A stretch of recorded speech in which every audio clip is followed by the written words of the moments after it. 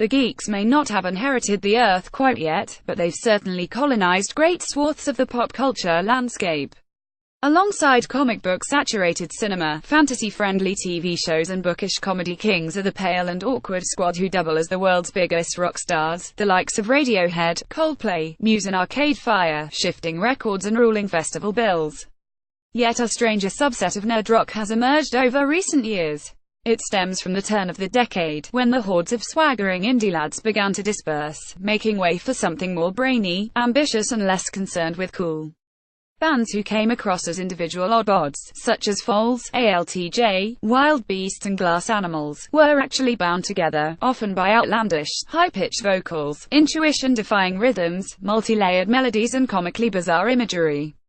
Much of their music was derived from math rock, one of the nerdiest subgenres, needless to say, and they paid tribute to the internet age by recreating the resulting information overload in sonic form. As the name suggests, Manchester's Everything were always especially concerned with the latter. The 2010 debut Man Alive saw vocalist Jonathan Higgs charter in double time about everything from Iraq to Photoshop over a tapestry of erratic beats and barbershop harmonies. For their fourth record, however, the bringers of maximalist mayhem return with a more singular thematic focus. So singular in fact, that it's led them to add another Anurakish trope to their arsenal. A Fever Dream could easily qualify as a concept album. The setting is the populism-fueled nightmare that is the present day, a place so teeming with surreal political upheavals and clownish leaders that it has Higgs wondering how did we get here, and how do we leave on the title track.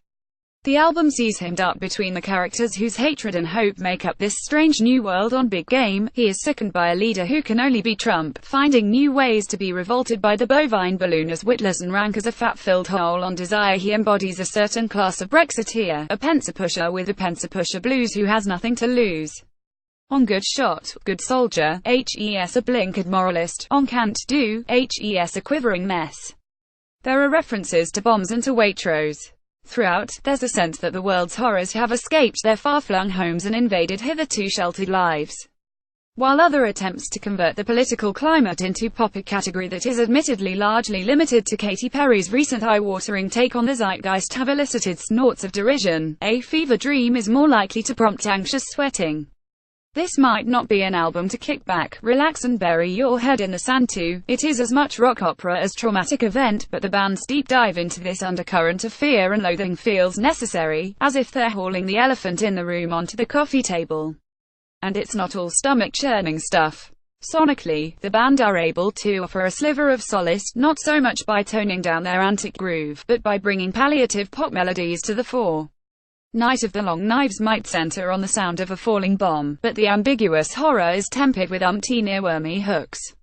Big Game, meanwhile, sees the band morph into a glam rock Radiohead, stirring bombastic guitar licks and theatrical vocals into Tom York and Cuz Fidelito transcendent sound, the combination of eerie beauty and kitsch NSYNC rock converting the vitriolic verses into something strangely joyful. Yet, at other points the band's pop now seems a bit too much like Compromise.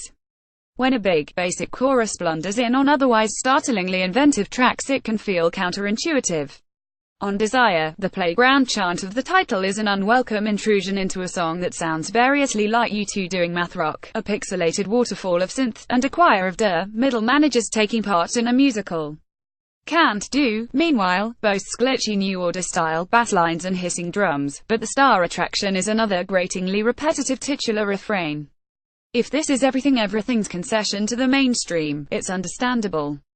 The band, who have unfairly spent their career lingering on the sidelines of substantial success, cannot easily be boiled down to a sellable proposition, too odd for the dead-eat charts, too brazen and obvious for chint-stroking tastemakers.